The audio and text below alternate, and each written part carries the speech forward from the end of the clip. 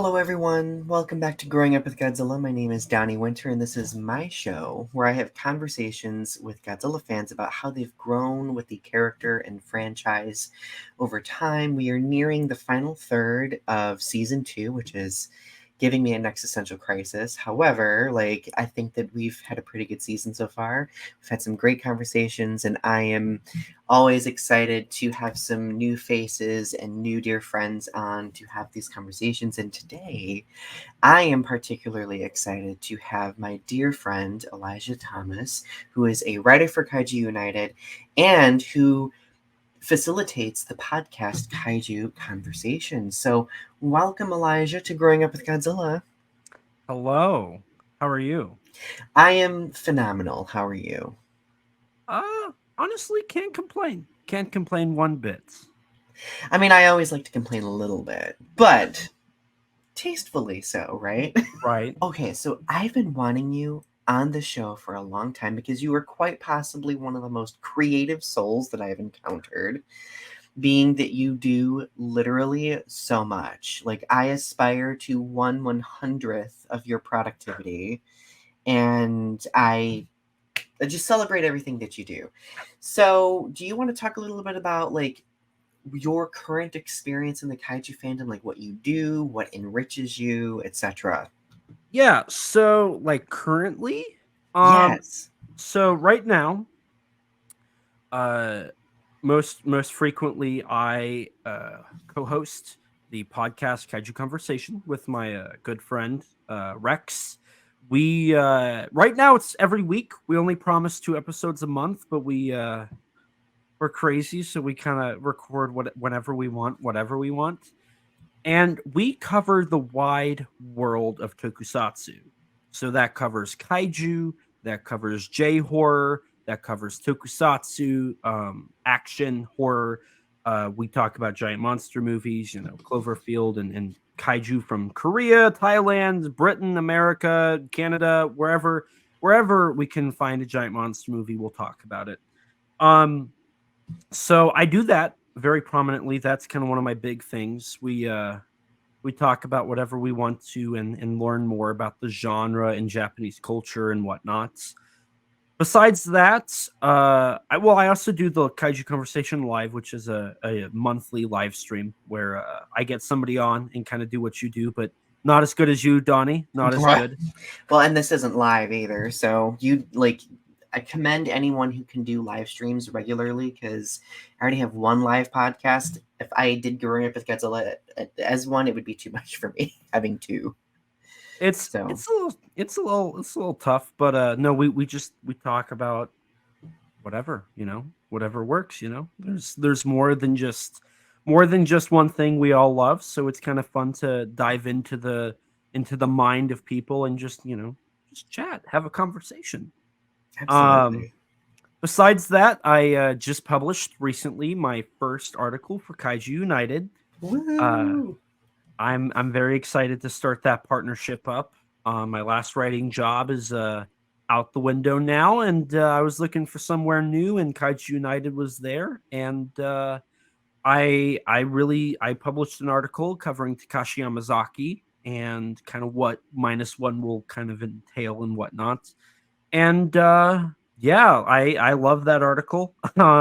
That is kind of the child to my hours of research I did for my Takashi Yamazaki month for my podcast. We talked about 5 Takashi Yamazaki movies, and we've talked about -1 for at least 5 hours. Wow. And then I've done a few other live streams where I've talked about it. So that was like the culmination of all that kind of birthed this that article. And yeah, I love that article, and Jacob was kind enough to publish it, and now I'm starting there, and Oh, I hope it continues to grow. I've got a few more articles that I'm working on to submit, so that's that's so exciting. exciting. That's so Yeah, exciting. I, Well, and I obviously being a writer myself, I often really gravitate to fellow writers because like I we're always trying to find new work. We're always trying to, really put our stuff out there. And sometimes it's like more difficult than other times. And thankfully in the kaiju fandom, we at least have some outlets that allow us to do that. Right. We do. Now thinking about like when we first met, I don't think we've met at G Fest yet. Or did we never met at G Fest? Not yet. But we will. But I remember that we connected through you interviewing me at one point over what I do, which was really exciting. So, and at that point in time, I was just like, I need to have this person on Growing Up with Godzilla. Like, it just absolutely needs to happen. So, with that thought in mind, like, obviously, I want to know more about your history. Okay. So, how were you first introduced to Godzilla? Like, I want you to share that progression. Yeah, so the first time that I was introduced to Godzilla, so I've kind of told this story, but as we continue going on here, I think there'll be some new tidbits of interesting information. So as a 4-year-old kid, there's nothing cooler than giant robots fighting each other, right? Absolutely. So I loved the Transformers. My favorite movie, I think, until like the age of 5 was The Transformers, the movie from 1986. My favorite robot or Transformer in that movie was one that breathed fire, was very big, and was a dinosaur, because there's nothing cooler than a robot dinosaur. Combining the best of both worlds. So I loved Grimlock. Grimlock was like the coolest thing ever. Like, the genius who came up with that is just like on par with the person that invented the wheel. And so I loved Grimlock, but I didn't have a Grimlock action figure. And my aunt one day was bringing me some of her stepson's old dinosaur toys that, they were getting rid of because they didn't, he had graduated, he was gone, like not even in the house, and they were like, we need to get rid of these. So they brought it over. It was a huge tote. Huge. And I opened it up, and on top were some figures that were different from all the other dinosaur ones. They were like more detailed, they were more gnarly, they were different. One of them was a robot that looked like a T-Rex. And I was like, oh my God, it's Grimlock. It's the coolest person ever. And then my aunt was like, well, actually. That's called Mechagodzilla. And I said, what's a Mechagodzilla? And she said, it's from a Godzilla movie. Have you never seen Godzilla? And I said, no. And she said, well, I own a lot of them. I'll let you borrow one and watch it. And that was Terror of Mechagodzilla, the Bob Kahn Enterprise cut, which is the very, very edited down, like no violence, nothing version of the movie. It's awful.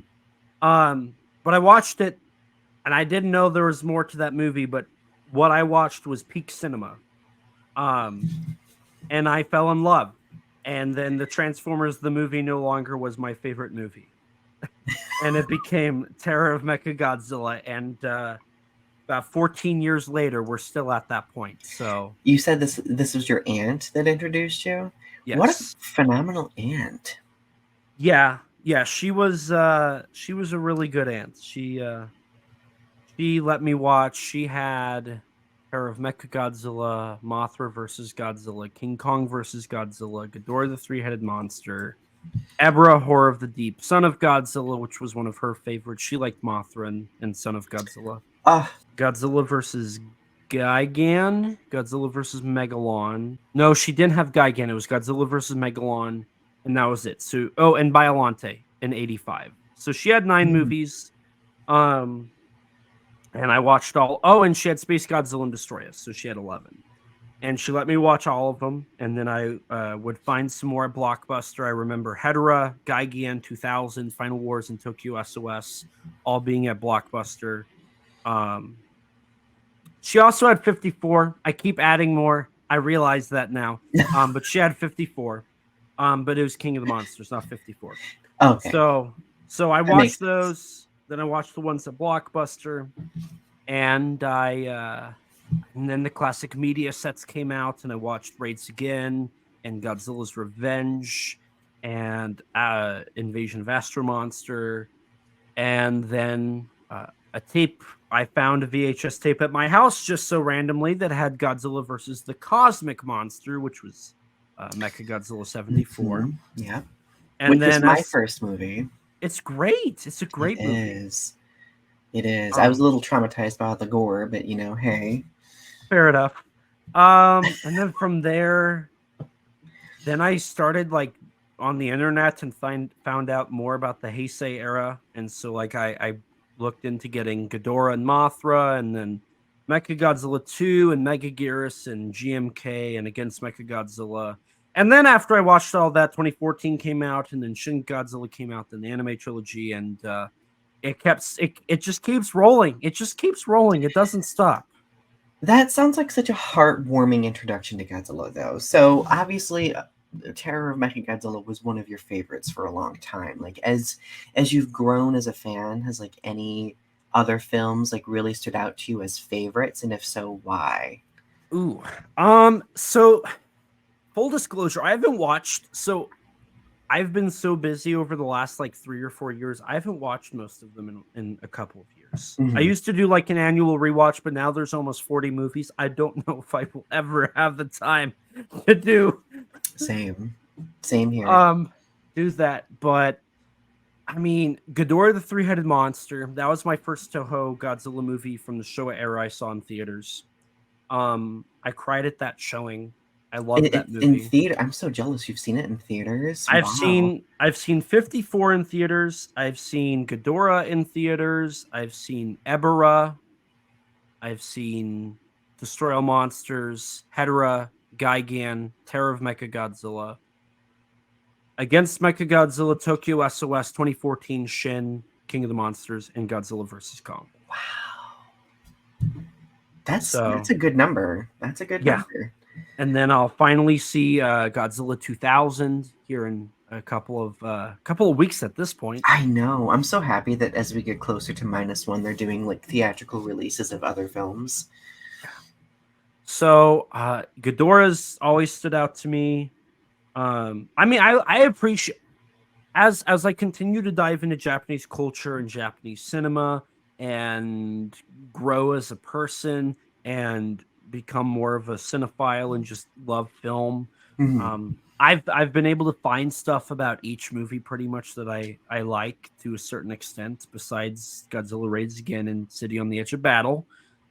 Those two I struggle to be nice to, but everything else I can find something really good. Those are my two as well. We're twins. We're twins. There we go. It's canon. I mean, versus Mechagodzilla 74 is really good. I love like the soundtrack for Mechagodzilla 2 is like the Heisei soundtracks were so good. Godzilla vs. Mothra is my favorite because it's just so nostalgic. They were doing fan service before fan service became a thing. They were. I love Final Wars. And it's like I'm kind of harsh on movies, but everybody like when they hear I'm like, oh, I love Final Wars. They're always like, what? You like Final Wars? It's okay to love Final Wars and know that it's not a perfect film. Like, don't get me. I used to be one of those people who was really hard on Final Wars, and over the years, I just fell in love with it more because it's so fun. It's so fun. It's fun. It is. And for me, so part of the journey has been watching Ryuhei Kitamura's movies. So I've watched Versus and I've watched Alive, and I own Aragami and Azumi. And so I'm only missing 2 more from his filmography pre-Final Wars. And then I got to watch them, of course, which is Sky High and what is Longinus? It's a short film. Yeah. And then I will have seen all of his filmography pre Final Wars. Listening to Kitamura talk, Final Wars is a perfect movie when you know his filmography. Mm-hmm. For Versus, he said he was tired of movies being so serious and dramatic and like all about love and whatnot. He wanted to make a fun movie. He wanted to bring fun back to the Japanese cinema because it was gone for a bit. And so he made Versus, and you can really tell that it's very high action, high octane, very exciting. And that's what Final Wars is. But Kitamura also kept the heart of Godzilla because and I talk about this in my article a bit. There's a line that I'm gonna quote the English dub because that's what I know best. Um, Kenta, the boy, asks his grandfather, "Why is Godzilla destroying the city?" And his grandfather says, long before you were born, Kenta, man did terrible things." Mm-hmm. And then he said, "What did they do?" And he says, "They made Godzilla angry. They made a huge fire and burned everything in existence. And that is why Godzilla cannot forgive mankind." And I think I did that word for word. I hope I did. Based on my memory, it sounds that way. I love that is one of my favorite parts of Godzilla Final Wars because it does stick very close to the roots of Godzilla, right? Mm-hmm. And in this movie where there's like it's just fun. It's fun. Kitamura made sure to stop and do that. That was not like, oh, let's throw that. That was on purpose. Yeah. And that Absolutely. line sums up everything the franchise was and still is, because in -1, we know there's a line that says that monster will never forgive us. Mm-hmm. That line in Final Wars is everything the franchise ever was. Yeah. And I love that. Like, Kitamura knows what he was doing. And if you respect and love or understand Kitamura's style, Right. it makes so much more sense. I recommend Versus to anybody who has watched Final Wars and doesn't understand why that movie is the way it is. You know, I really hope that people listening to this will look at Final Wars in a different way because of this explanation, because we do really have to think about the artistry behind, you know, the creative minds who make these films, right? Because each person is going to have like a different vision. Each person has a different history, and whoever touches the franchise ends up, you know, adapting it to their own creative vision, right? So I think it's important to consider that 100%. Now, as you've, of course, the same trajectory, like when it comes to like particular kaiju who might be your favorites or human characters, what ones have really stood out to you over the years and why? I mean, Don Fry. Oh, how could, right? Right. So for human characters, I'm going to talk about them first because I think they should be highlighted very, very prominently. Which everybody doesn't always do, unfortunately. Daisuke Serizawa, 54. You know, that one's kind of a given. That one, you know, the ultimate sacrifice and the guilt and just the whole development of his character, and Akihiko Hirata's acting is just flawless. Phenomenal. Who else? Trying to think of character. Tomoko Ai as Katsura. Mm-hmm. Beautiful. I love her in every sense of the word. She's just remarkable. Who else? Were you at G-Fest the year that she was at G-Fest? I was. I have a photo with her. I got Me to tell her she too. was in my favorite movie. She was so sweet. She's so sweet. She is an amazing human being. And I'm so excited. She's in the upcoming movie Kaiju Island of Fire. I'm so excited. Tomoko Ai is amazing. And you know, I'm surprised she's not going to be in Hoshi 35. Did you hear about that film that's up and coming? I've heard about it. I know a few well, I'm talking to a filmmaker. Of course, you've heard about it. What an obvious question, Donny. But no, like I'm really nerding out about that because like so many of my favorite like actors and actors, like Megumi Odaka is going to be in it.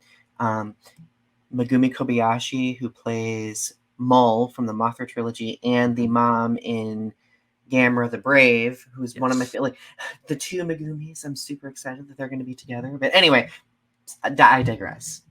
No, Back to your favorite characters. that's amazing. Like all that stuff. All of that's like amazing. Those two, Daisuke Sorazawa and Katsura Mifune, are two of my highlights. Captain Gordon, just iconic. Okay, we'll throw in a MonsterVerse character. Joe Brody. I'll throw in Joe Brody. Very very good character. I mean, there's like the ensemble cast for Ghidorah, the three-headed monster. I love them. I love their interactions. I love their banter. I love their chemistry. Um, Akira Kubo is great and all. Like, I mean, it's hard. Like when you get to show actors like Yoshio Tsuchiya, Akira Kubo, Akira Takarada, Akihiko. It's hard to choose. It's really hard to choose. It's hard like, to choose. Everybody is iconic. Everybody's iconic. For kaiju, I mean Godzilla. I've always had a soft spot for Titanosaurus. I love Titanosaurus. Ooh. I don't care if he's annoying. He's not in my book. I know some people, and mind you, like I've also been annoyed by Titanosaurus before too. But there are some people who are just like, that roar is grating. But I just think Titanosaurus is kind of enduring, like just very enduring. I mean, that's really and honestly the last new dinosaurian kaiju we've had in a long time. Yeah. At least off the top of my head, I can't really think of I can't think of one either. I mean, Titanosaurus' story's like really like heartbreaking. It is. Like, and I think people often forget about it too, because it's like isn't it nestled like at the beginning of the film, like very quickly?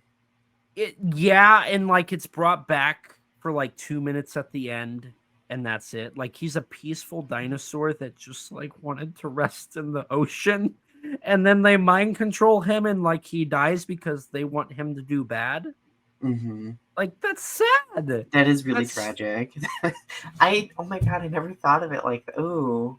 It is very tragic. Poor Titanosaurus. That whole movie has just so much tragedy in it, and like if you're a kid and you watch like the edited down version, you just have no idea. And then when you're older and you watch it, it like hits you like a ton of bricks. It's just like everybody loses. Everybody loses. Like Titano loses, Katsura loses, Ichinose loses. Mifune loses, the aliens lose, everybody loses. Nobody's happy. What a great way to end the show series. So optimistic, right? Oh well, like the mid-70s, like there was just kind of like a sense of overwhelming dread, like the mid to late 70s. So I guess it kind of fits the bill. Mechagodzilla, obviously, like you can't go wrong with a robot Godzilla. I was waiting for you to say Mechagodzilla. I was going to be like, Elijah, where's Mechagodzilla? I know how much you love Mechagodzilla. I love Mechagodzilla. Is that your favorite version of Mechagodzilla? What is your favorite version? 75. 75 is my favorite version. If I were to make a Godzilla movie and I had to have Mechagodzilla, I would draw most of my influence from that, but mixed with anime. I would do those. Fair. That's fair. I would say that my favorite is probably Kiru because of the interesting backstory. Yeah, Kiru's pretty good.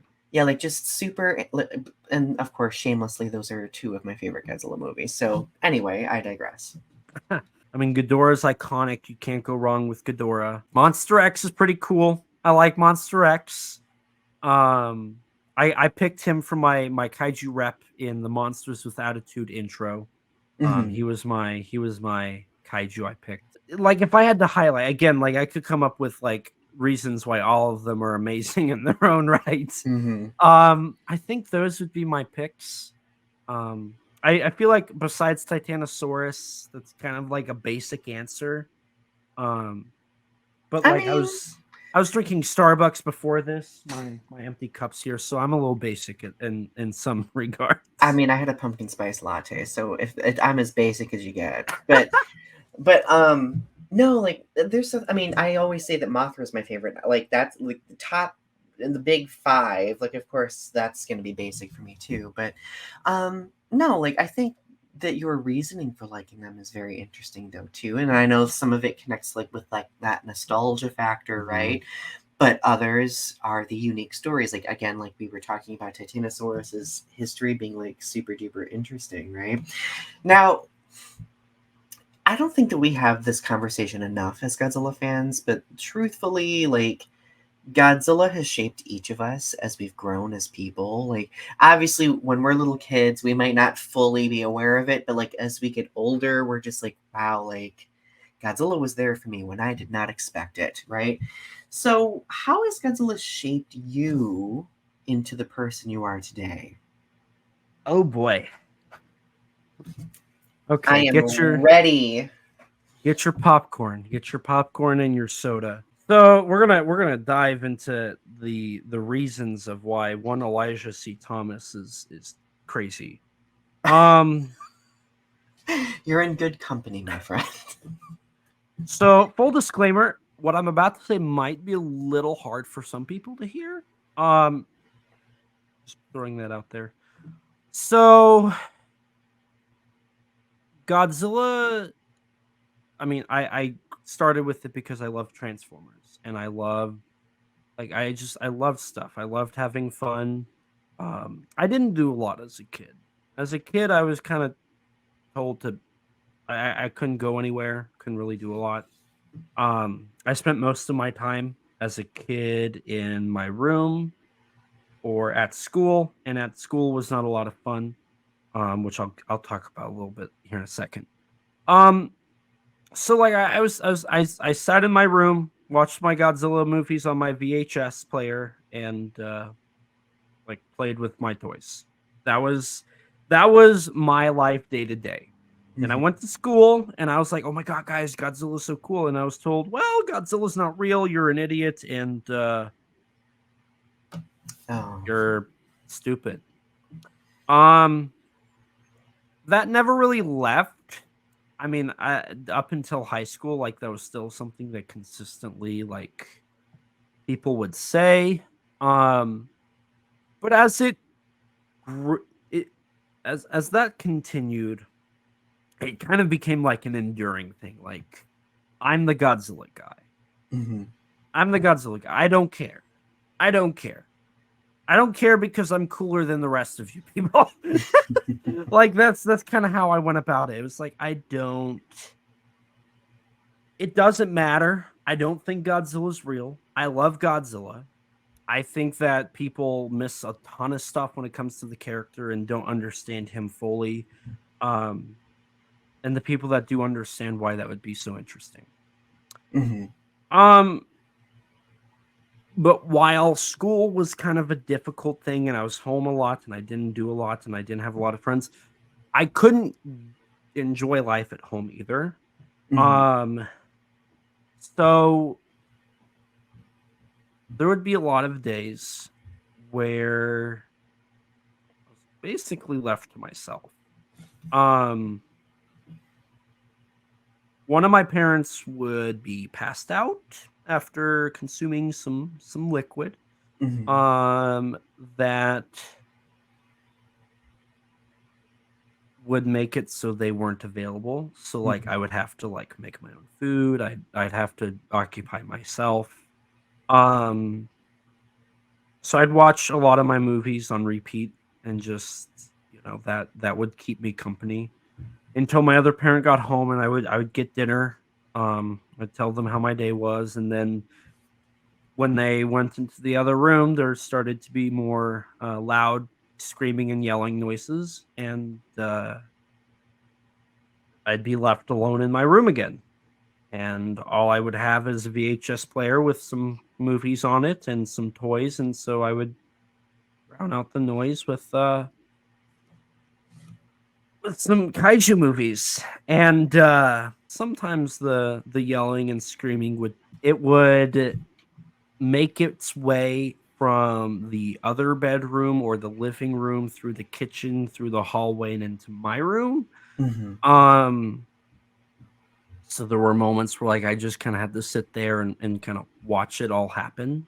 Yeah. Some moments where, there might have been some swinging and some not so good feelings and some stuff uh over the next 9 years. Hmm. So when your home life is that every day, 365 days out of a year, and you go to school, and the one thing that keeps you from like losing it is being made fun of, and you're kind of put down for liking it. It becomes a fight Hmm. to emotionally, mentally, uh, kind of in a way physically, uh, fight that fight, because no matter where you go, no matter what you do, you're kind of stuck. Yeah. So for me, Godzilla has it's kind of stupid. Like when I summarize it, it's kind of stupid, but in a way, Godzilla's been my best friend since I was 5 years old, because he's been the only thing there that's not like taken advantage of me, Yeah. unless you want to count the thousands of dollars I've spent on merchandise. But that's not here nor there. So for me, it's funny because like what Ichiro had to go through is kind of what I kind of had to go through. And it's one of those things where maybe it's unhealthy, but my whole life is just encapsulated by this stuff now. It helped me figure out what I wanted to do in life. Hmm. It helped me cope with very hard, um, physically, emotionally, mentally times. There was one time where the parental figure in my life said something basically along the lines of, "I don't care about you," Hmm. um, which like broke me. Yeah. It like destroyed me. I was not okay. And my best friend at the time picked me up, and I said, "I need to go to," and this wasn't too long ago, but I said, "I need to go to Walmart," Hmm. which is kind of weird, right? Like, why? Like, I need to get out of the house, but I need to go to Walmart, and I work at Walmart, so like, why would I want to go there? Um, and I went straight, and like, outside of that, I was silent. Like, I was broken. Um, and we walked straight back to the toys aisle, and I collapsed on the floor and grabbed a Playmates Godzilla toy, and I just started bawling. And it was one of those things where it's like, okay, this is kind of stupid when you're looking at this I at don't a think it's third stupid. perspective, like a No. third point of view. Is like, Well, so I kind of think that we're conditioned to think it's stupid, because we have so many people in our lives who diminish it and minimize us for liking it and minimize us for like finding strength in it. I do want to say that I applaud your strength for being able to share what you just shared, because that's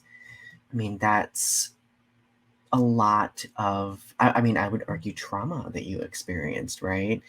And that fact that Godzilla was so present for you throughout that entire process, like, I think that that serves as like a pillar of strength as opposed to something that's silly or stupid. So, anyway, sorry. no, you're fine. And what's funny is I hadn't put two and two together, but when that happened, it kind of like I realized like when there's the physical problems, when there was the mental abuse, when there was the having to be around hostile environments, when there was the bullying and the harassment and all that, there was one thing that never like that was there, and it taught me lessons, and it taught me how to be a good person, because I mean, the Godzilla movies, basically, like they're really good, like teaching, like don't pollute, like Mm-hmm. don't pollute, don't harass people, don't kidnap people, don't like hurt people, don't fill yourself with greed, like don't become money hungry, don't like hurting people, don't like war, don't like be a peaceful, nice human being. Like that's what those movies teach you. That's like on a like a very basic level, like that's the idea. Those are the Mm-hmm. main ideas. Don't hurt other people, don't hurt the planet, Yeah. be a good person. Um so in a way it kind of like that kind of helped me get through all of that, and listening to people talk about this stuff and learning about what who made that and what a director is, that kind of led me to like, I want to do that. I want to Yeah. do that. I want to make a movie. I want to throw in thoughts and messages and whatnots. And so for me, it's kind of been a thing where, I mean, now I'm going into the world of film, and I've had moments where it's like my heart's broken, and the way I fix that is I write scripts or I shoot, like no idea what I'm doing. I just get my camera out and I just start filming. Mm-hmm. And I make something. I think of it in my head as I do it, and I figure it out. And it's been a way for me to release the stress, to cope with things, to understand what I'm feeling, to be able to have that internal discussion with, okay, what's going on? Why do you feel this way? What can you do to fix this? How can we as me figure this out and get through it? Yeah. And Absolutely. it's so in a way, like Godzilla's the reason I'm here. In a way, Mm-hmm. in a roundabout way, that's kind of where we're at. I mean, there's other things in my life, of course, because you do need to have other things in your life to have a healthy, sustainable life. Yeah. I have a career, I have friends, I have, you know, other things I'm interested in. I work. I'm a productive person. I enjoy what I do. I enjoy what I am wanting to do. I have things to look forward to. But I will never not think about how, I mean, from the age of 5 till, let's see, I got out of that freshman year of high school, Mm-hmm. ninth grade. So I would have been like 12, 7 years, 7, 8 years. Yeah. Mm-hmm. And sometimes I had to make some really hard decisions. I had to call the cops on somebody once, which was weird. I had never done that before. Wow. Um, I mean, now at work, I kind of do that every day when people try to, steal, but I digress again. Um, but now it's like that moment when I made that call, the only thing I could think about was how when Ichiro had to get away from the kidnappers, he had to use the fire extinguisher, and like that was his way of like getting away. Mm-hmm.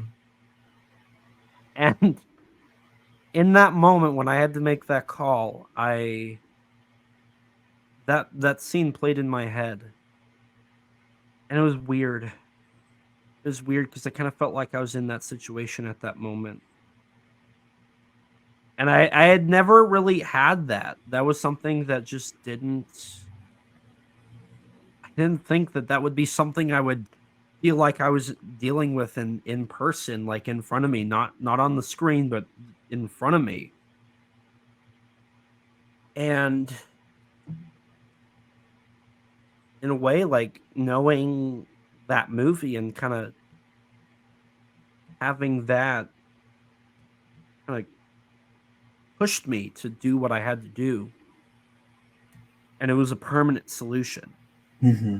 And I mean, if you ask certain people in my life, they'd say, you should probably amend that. And I did what I had to do to make myself feel good. And Yeah. Boundaries exist for a reason. They do. You know, And and people are always eager to invalidate them, but they are necessary. they are. And you know, I find that really empowering in a way, like you're replaying of that scene from Godzilla's Revenge, because of course that film is also one that a lot of fans are very quick to dismiss. But the truth is, as kids, when we watched that film, we very much were placed in Ichiro's shoes and in Manila's shoes. And not that Manila wears shoes, but you know what I mean. But I think that we were taught survival in a certain way through that much needed escape, through our imaginations, right? And I think for those of us who do have that imagination to escape to, like, we have something that a lot of people will refuse to have or will never have, and that's that ability to do that, to feel that empathy, to think about like those scenarios. That's why fiction is important, in my opinion. See, I told Danny this. So film is like, I love film. Film is the one thing that can move me to literally change a decision on a dime. Mm-hmm. I'm to the point where like everything I do, I think about how would I film this? Mm-hmm. How would I make my own movie from this? Like the other day I was at work and I was with one of my bosses and they were like giving direction and they're like, you do this, you do that. I was like, okay. And like, this was in my head and I told him and he was like, what are you even talking about? But I was like, okay, if this was a movie, the camera would be pointing up at you and it would be down and it would be rotating. It'd be on a track and it would be spinning and cutting. And it would be like you pointing and then there would be a cut and there would be a zoom in and a zoom out at the same time with the, what is that? The vertigo effect. Mm-hmm. And it would be like a blurry background with you pointing and being dramatic and saying what you want done. And he looked at me and he was like, what are you even talking about? I was like, don't worry about it. We're good. Never mind. Just, it was in my head.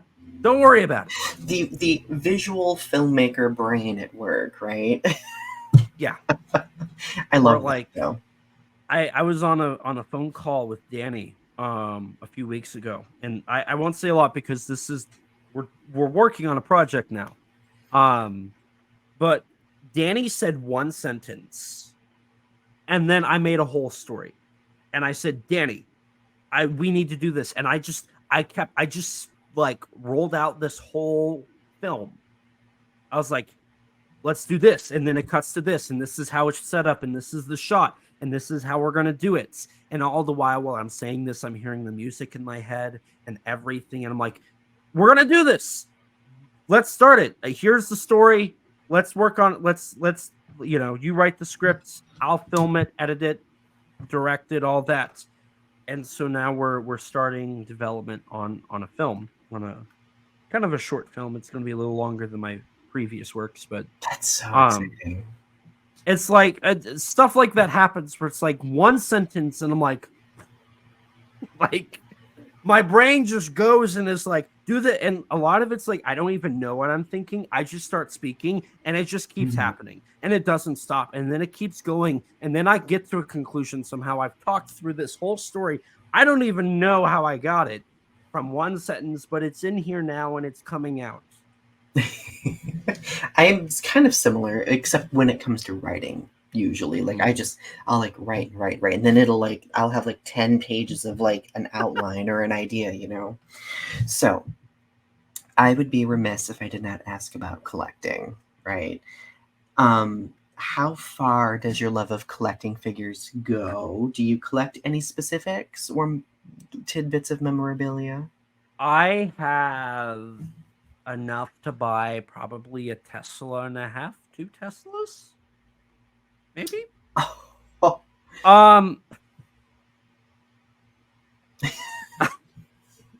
What a great answer to that question. If I sold all my stuff, I could buy like 2 brand new Teslas. I don't collect anything specific. I buy whatever the hell I want. If I see it, I'm like, I'm buying it. Yeah, I buy a lot. Do you have any like specific favorites? Well, I recently bought my first Safubi. Ooh, It's a toy graph Godzilla 62 Hawaiian color version. 64. nice. I don't remember. I really love that one. I love Trendmasters because that's what I grew up with. So like the Roaring Action Mechagodzilla Rodan and King Ghidorah, I love Mm, those. I have them. A holy grail of mine is the Shogun Warriors Godzilla. I love that thing. yes. That's like if you are a like hardcore collector, you have to have that. Oh, absolutely.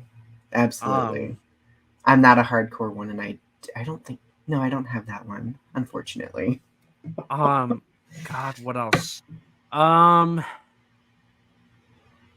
I have an SHMA Rebirth Godzilla. I love that one. That's one of my personal favorites.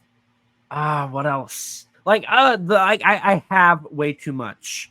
I've got a 35 millimeter print of the Godzilla 2000 trailer, the 1998 trailer. I've got 35 millimeters film cells for the Godzilla versus the Thing trailer. I have a Wow. 16 millimeter print of Bambi meets Godzilla. That's Um, really impressive, honestly. I have a production T-shirt from King of the Monsters. I have an abundance of physical media. I have an abundance of physical media like that. I have almost every US release of every Godzilla movie ever when it comes to DVD, Blu-ray, and 4K. I have over half of every Laserdisc released in the States. I have the Puff Daddy single for Come With Me on cassette. Absolutely iconic. There's nothing wrong with that, though. But see, there are people out there who like shame us for collecting, and it's like, just just let us have the simple things in life, please. Just let us have the simple things. Every human being that's walked into my room has stopped at the door, exhaled very loudly, looked around, and looked at me like, what am I walking into? And I am just like, You're just like, hey, hey. what do you want me to say? So I do have one final question for you. This has been a phenomenal conversation, by the way.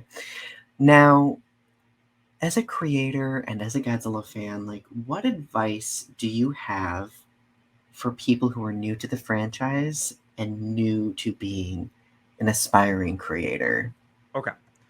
I'm going to start with the franchise, and then I'm going to counter that with my answer to the creative side. For the franchise, my biggest pet peeve is when people look at older films, and this is just film in general. So this, outside of the franchise, like genre, out of the genre, the medium, out of the medium, the art form. Don't put a movie down because it's old. Don't dismiss a movie because it's made 70 years ago. Because the themes and metaphors of a film like Godzilla 54 are still very relevant.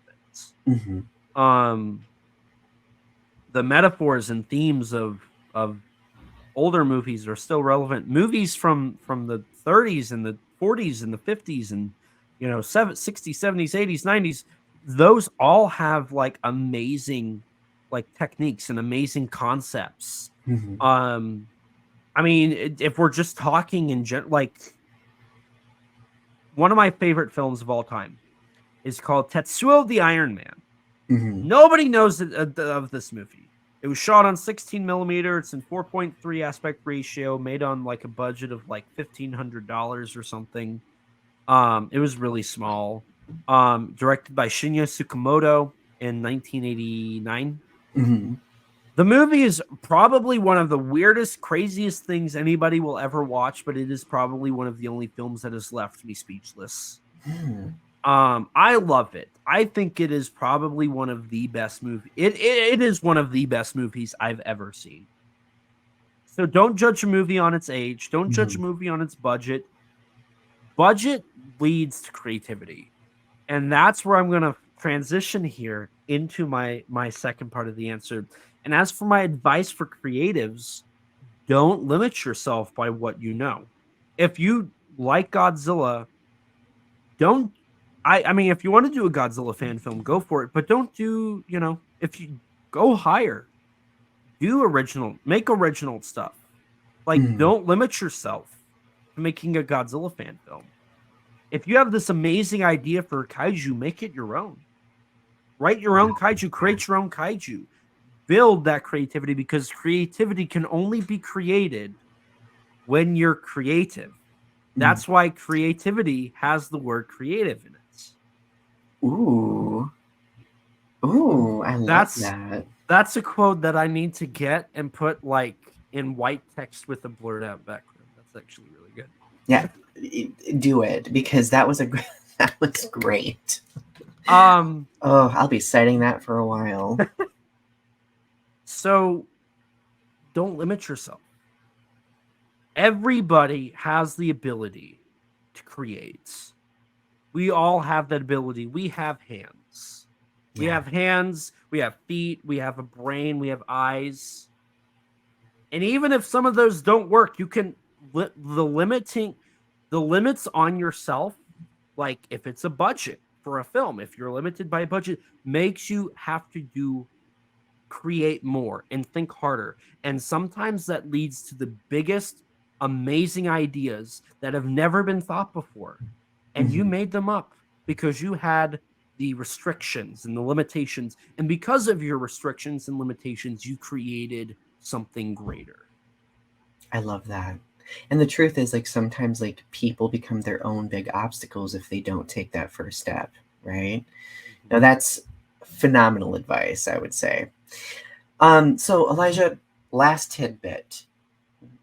Plugs. Where can people find your stuff?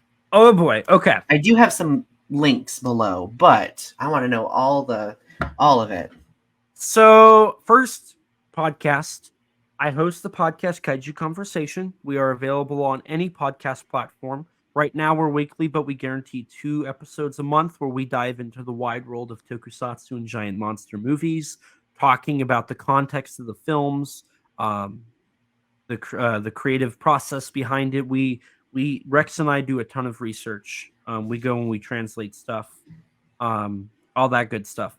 And I'm learning Japanese now, so maybe I can like start like doing more. I've even toyed with the idea of like once I learn enough, doing a whole Japanese episode where like either we teach it a little bit or just we talk it, and like that would be phenomenal. Outside of that, I mean, if you want to find the podcast outside of that, Kaiju_Converse on Instagram, Facebook, or Twitter. I still call it Twitter because I'm in denial. X, the artist formerly known as Twitter, as Danny has put it. I love that. I love that, and I'm always going to give him that. I have a YouTube channel, ET13 Productions, where you can see my most recent short film, SOS Seek Shelter. And I'm hoping to have some other short films on there soon. I have a couple, but I need to finish them, and there's stuff that I just need to post there.